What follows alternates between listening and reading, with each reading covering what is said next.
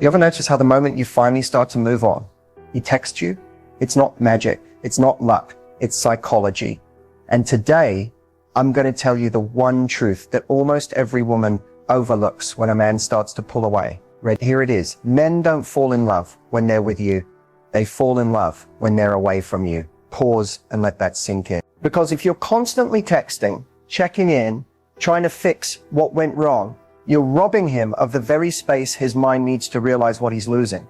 Here's the truth. No one is saying distance is the breeding ground of desire. Men are biologically wired to seek, to wonder, to miss. If you're always available, always responding, always proving your worth, you're short-circuiting that natural process. I know it's hard. I know silence feels like rejection.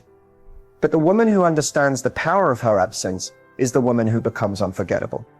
In this video, I'm going to show you how to shift your energy, stop overgiving, and start making him feel the loss, not you. Because when you learn to lean back, to tap into your feminine stillness and stop chasing closure, that's when the magic happens. So stay with me, because by the end of this video, you'll know exactly how to become the woman he can't stop thinking about, even if he walked away. Especially if he walked away. This is how you stop reacting and start attracting. Let's talk about something that makes most women panic and completely lose their power in relationships when a man pulls away. You're talking consistently. Things feel amazing, maybe even magical. And then suddenly his energy shifts. Texts slow down. He stops initiating. He seems distant, distracted, maybe even cold. Your brain starts spiraling. Did I say something wrong? Is he losing interest? Was it all fake? But here's the truth most women never hear. Him pulling away doesn't mean you did something wrong. It doesn't mean he doesn't care. In fact, it can be a very good thing. Let me explain. Masculine energy, by nature, is cyclical. It's like a wave. A man moves forward when he feels connected and safe, but he also naturally pulls back to recalibrate, process, and reflect. It's not a rejection. It's a reset. Think of it like a rubber band. When you stretch it back, it snaps forward with more force. That's how healthy masculine desire works. When a man pulls away, he's not always disappearing. Sometimes he's simply checking in with himself. He's asking, how do I feel about her? Do I miss her? Am I ready for more? And here's where most women sabotage everything. They chase, they overtext, they overexplain. They try to fix the vibe or call out the distance. But all that does is confirm to him that your world revolves around him. And that's not attractive. That's pressure. And pressure is the fastest way to make a man run even farther. What he needs in that moment is actually the opposite. He needs to feel your absence, not your anxiety. When a woman allows space without reacting, she becomes powerful, not passive, powerful. She lets him feel what life is like without her energy constantly flowing his way. And you know what happens? If the connection is real, he starts to miss her. He remembers the way she made him feel, not because she reminded him, but because she did. This is the moment your energy speaks louder than your words ever could. Most women think they need to do more. But the woman who holds her center, who stays soft but self-respecting, who doesn't beg for attention or clarity, that's the woman who becomes unforgettable. Because it's not about punishing him, it's about protecting your peace. It's about recognizing that if he's meant for you, he'll come back with clarity, not confusion. And if he doesn't, that's also not a loss. That's a reveal. You didn't lose him, you revealed him. A man pulling away is a mirror. It shows you where you still seek validation outside of yourself. It shows you where you cling instead of lean back. And when you don't react to the pullback, but instead anchor deeper into your own worth, that's when the dynamic changes. You become the woman who doesn't chase connection. She creates it. And the right man won't want to risk losing that. So next time he pulls away, breathe. Don't beg. Don't spiral. Sit in your power. Let the space speak. Because silence isn't weakness. It's the most powerful sound he'll ever hear. And trust me, he'll feel it. And if he's worth it, he'll return. There is something undeniably magnetic about a woman who doesn't flinch. She doesn't panic when he takes hours to reply. She doesn't spiral when plans change. She doesn't beg, chase, or try to force outcomes. She's calm, composed, present, and that energy, that's rare. That's irresistible. We call this the unbothered mindset. And no, it's not about being cold, detached, or pretending you don't care. It's not fake confidence. It's not ego. The unbothered mindset is about one powerful truth. You do not place your emotional state in someone else's hands. You see, most women have been conditioned to believe that love means overinvesting, that caring means constant communication, that if you're not showing interest, you're losing him. But the truth, constant availability dilutes value. Always reacting to his energy puts you in a position of emotional dependency. The unbothered woman knows she is the source, not the seeker. She understands that a man's pullback, silence, or inconsistency says more about him than it ever will about her worth. She doesn't need to prove anything. She doesn't enter emotional negotiations trying to convince someone to choose her. She knows if you have to convince someone to stay, they were never really there. That kind of quiet confidence creates space. It gives him room to reflect, to want to come towards you. Not because you demanded it, but because your stillness invited it. Men aren't drawn to chaos.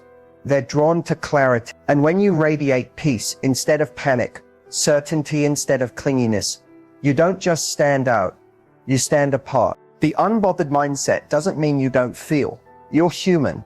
You'll feel everything. But it means you pause before reacting. You check in with yourself before reaching out. You ask, is this coming from my intuition or from fear? And if it's fear, you sit with it. You don't let it drive. When a woman lives in her power, her standards don't change based on who's in front of her. Her energy doesn't shift depending on who's texting her or who's distant that day. She becomes stable, grounded, consistent. And here's the wild part. That kind of energy makes him uncertain in the best way. It makes him curious, intrigued, a little nervous even, because now he's wondering what's going on in your world that makes you so complete without his constant validation. That's when the dynamic flips. That's when he leans in. Not because you played a game, but because you stopped playing him. Most women pour everything into a man and hope he'll choose her. The unbothered woman chooses herself first and lets the right man meet her there. And when he doesn't, she lets him go, peacefully, quietly, without begging for closure, because she knows her value doesn't fluctuate based on someone else's confusion. That's why she's unforgettable. So if you want to become magnetic, not just to him, but to everything that's meant for you, start practicing this mindset. Start asking yourself, would the woman I'm becoming chase this, obsess over this, shrink for this? If the answer is no, then your response becomes simple. You rise above it. You stay soft but steady, kind but clear, open but never desperate. That's the woman he loses sleep over. That's the energy he keeps coming back to. Not because she tried to impress him, but because she stopped needing to. That's the unbothered mindset. And that's how you become absolutely irresistible. Let's get one thing clear. Men don't fall in love with looks. They're drawn in by appearance. Yes, but they stay because of energy. Specifically, feminine energy. The kind that pulls him in without you ever lifting a finger. The kind that speaks louder than words, louder than any text or we need to talk moment.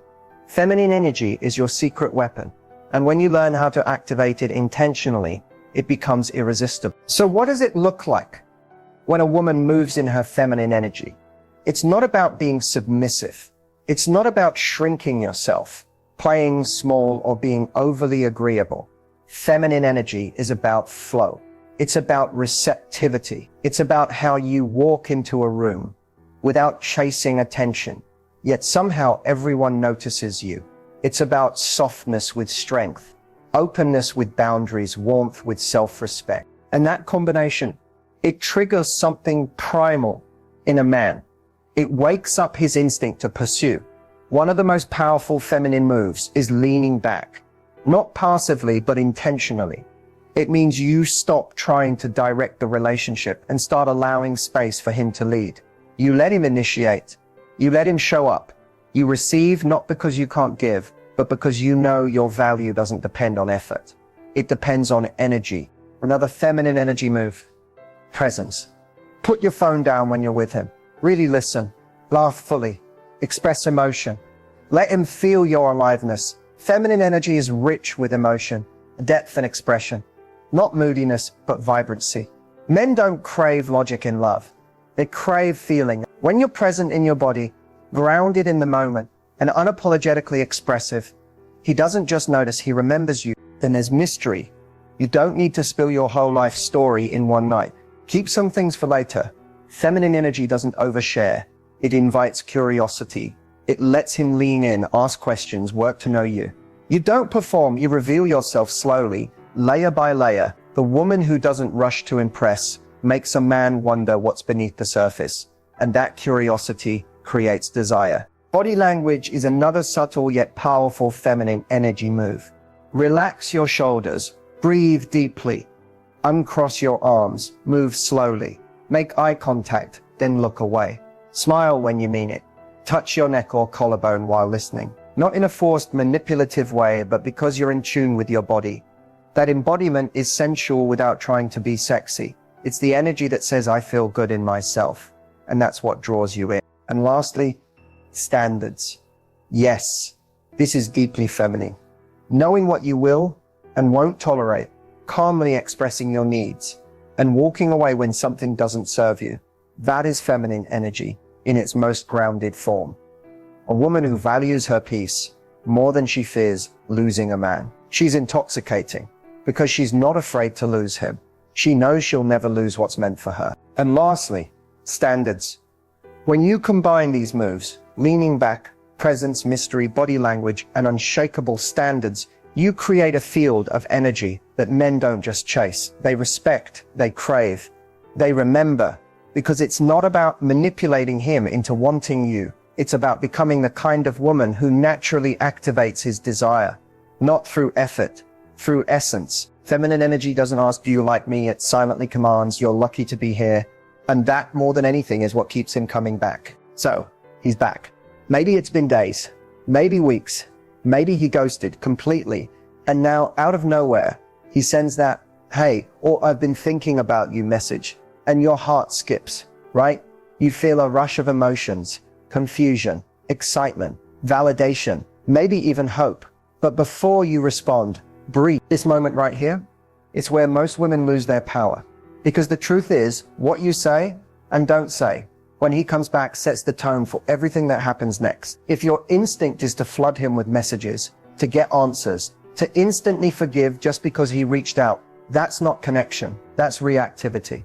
And men feel that. The most powerful thing you can do in this moment isn't to prove your worth with words. It's to hold your energy steady. So what should you not say when he comes back? Don't lead with, where have you been? Or I missed you so much. That might be how you feel, and that's valid. But that language puts him in the position of power. It shows you are waiting, holding on, and whether you realize it or not, it rewards his inconsistency. Don't jump into explaining your feelings or asking for clarity right away. You don't need to perform emotional labor for someone who left. If he wants back into your life, he should earn his spot with consistent effort, not convenient check-ins. Also avoid the cold, punishing energy of sarcasm like, oh, look who decided to show up. That might feel good for a second, but it closes off the emotional openness you've worked so hard to cultivate. Now, let's talk about what to say instead. If you're open to hearing him out, keep it neutral, graceful, and self-possessed. A simple, hey, nice to hear from you. What made you reach out? Is powerful. It places the responsibility on him to initiate meaningful dialogue, not just test the waters. If he offers a vague message like, I miss you, don't jump into the emotional pool. Instead, respond with something like, I hope you've been well. Short, calm, collected. It shows you're not angry, but you're not jumping back into fantasy mode either. And if you're unsure about your own feelings, that's okay. You can say, I've been focusing on myself. I'd have to think about whether reconnecting is aligned for me right now. That sentence alone will stop him in his tracks, because now you're the one deciding, you're the one with the power. What makes this so effective is that it reflects high value energy. You're not playing games, but you're also not giving instant access to someone who once chose distance. Let him feel that. Let him feel that your world didn't fall apart in his absence. Remember, how you respond teaches people how to treat you.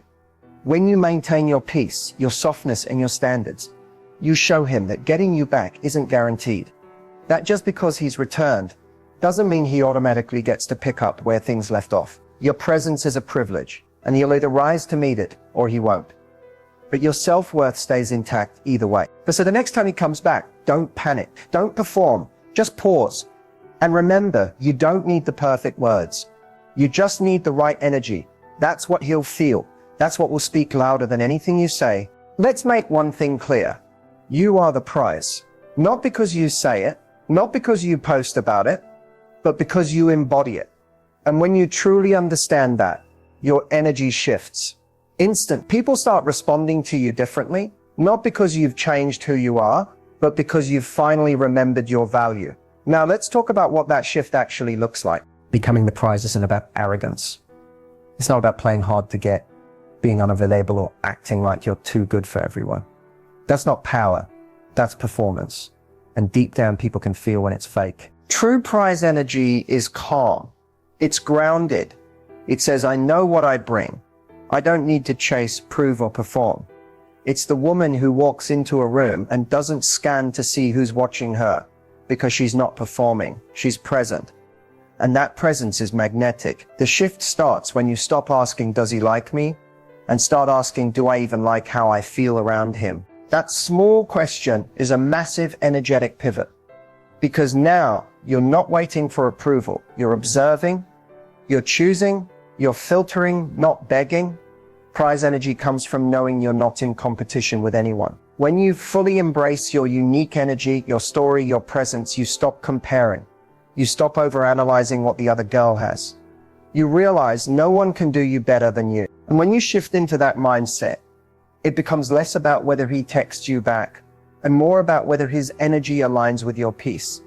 One of the fastest ways to embody prize energy is to stop negotiating your standards just to keep someone around. If he's inconsistent, unclear, or playing games, you don't try harder. You step back, not to manipulate, but because you're not entertaining energy that confuses you. You see, a man may not always articulate what's going on, but he always feels your energy. When you're anxious, overthinking, or overly attached to the outcome, it subtly pushes him away. Not because you're too much, but because your energy says, please choose me. And that's not prize energy. The woman who is the prize doesn't beg to be chosen. She chooses herself and allows others to rise to meet her or exit gracefully. And here's the magic. When you shift into that vibe, it creates polarity. Masculine energy is drawn to a woman who knows her worth, stays rooted in it, and doesn't waver based on someone else's attention. It's not about indifference, it's about inner abundance. Your energy says, I don't need to chase, I attract. Prize energy also means you're not afraid to walk away. If something doesn't feel aligned, you don't try to make it fit. You don't cling to potential. You don't stay just to prove you're worthy. You know that the right connection will never require you to abandon yourself. And that self-trust, that's magnetic. So if you want to shift into this energy starting today, here's what you do. You stop over-explaining. You stop checking your phone every 5 minutes. You stop pouring into someone who only offers you drops. And you start moving like someone who knows she's the blessing. Because when you become the prize, you don't just attract love, you attract respect. You attract consistency. You attract people who value your peace because you value it first. This isn't about ego. It's about elevation. And the minute you shift into this frequency, you stop chasing and start choosing. And that's when everything begins to change. If you want a man to chase you again, you need to understand something powerful. Men don't chase women. They chase feelings.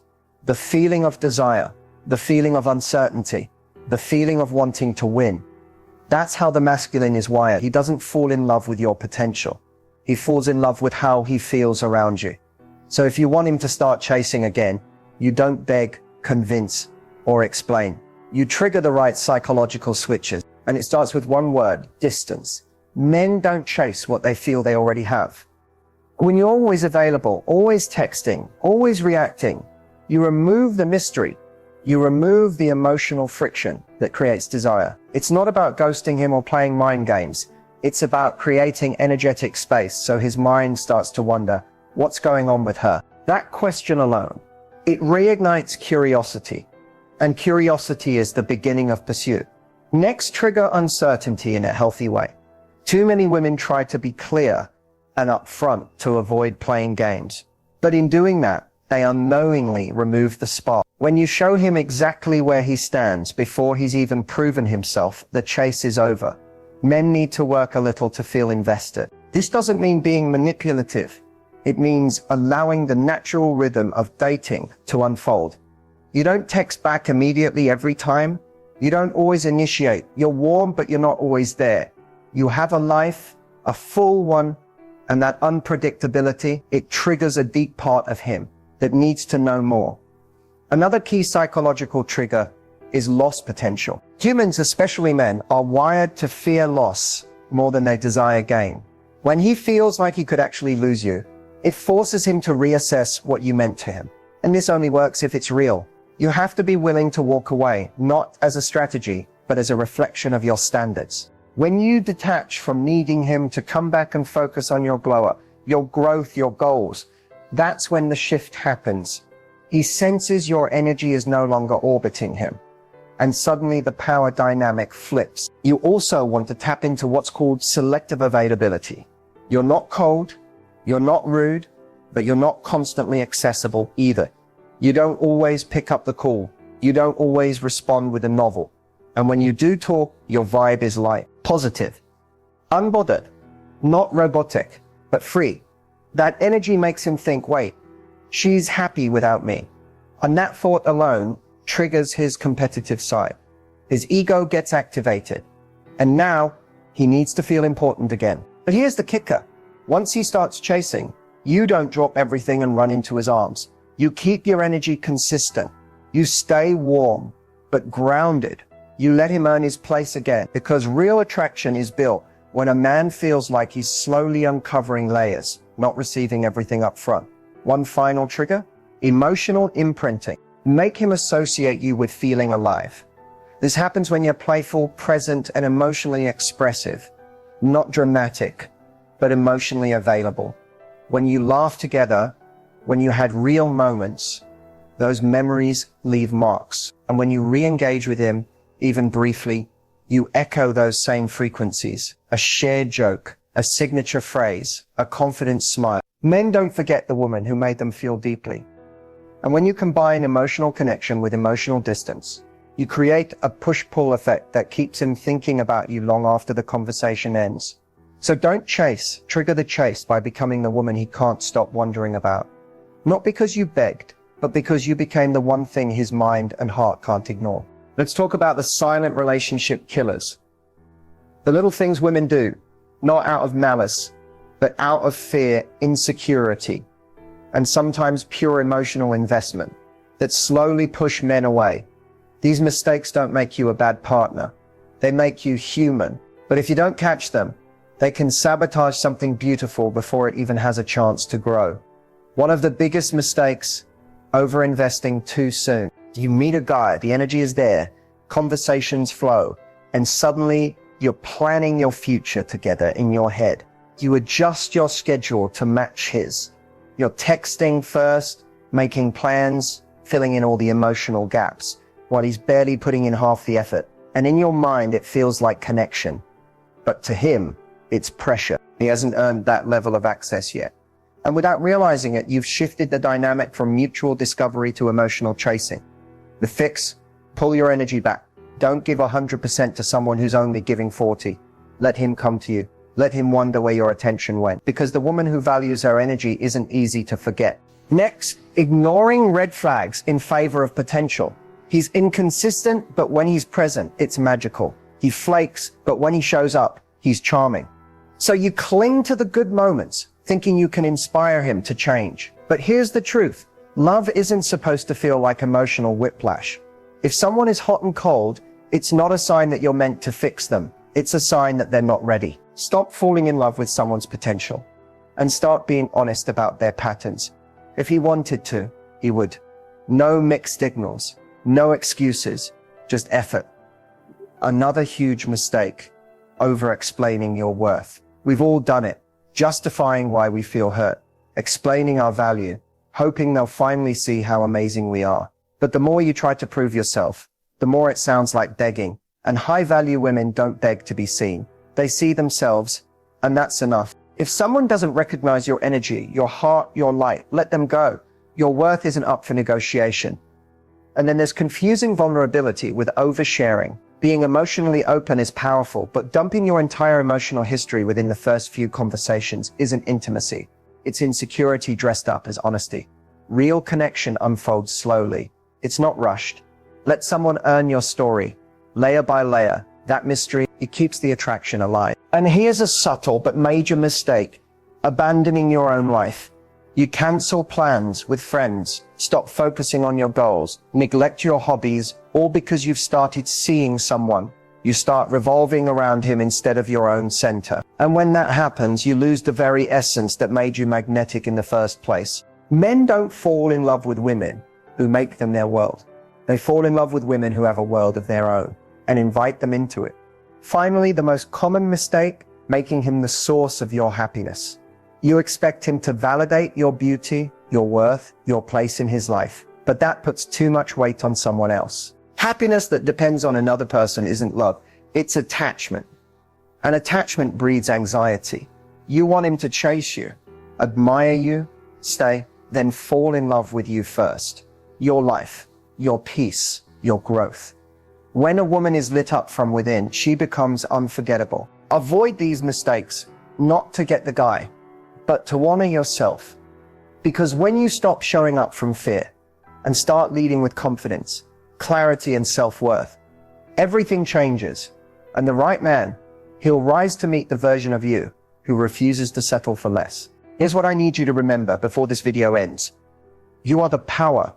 You are the energy he felt when he first met you, the glow he couldn't explain, the softness that calmed his chaos, the mystery that pulled him in. It was never about what you wore, how quickly you replied, or how hard you tried to prove your worth. He was drawn to you because of who you were when you weren't overthinking, when you weren't trying to get him, when you were just being that version of you.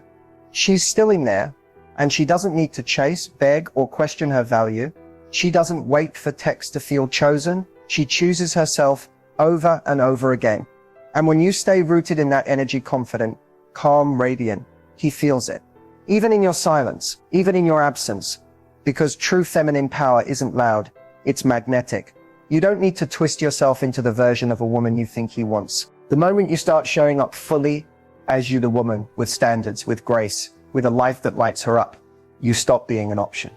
You become the one he remembers. So whether he comes back or not, whether he chases again or fades away, understand this: your power doesn't live in his return. It lives in your alignment, in your ability to hold your value, even when it's tempting to forget. Because the truth is, men are always drawn to power. Not control, not ego, but the quiet, certain kind. The kind that whispers, I know who I am, I know what I deserve, and I'm not settling for less. So hold your head high, beautiful. You don't need to do more. You just need to be. And the right man, the one who's truly meant for you, won't just chase you. He'll honor you, protect your peace, and never let you forget that you are always the prize.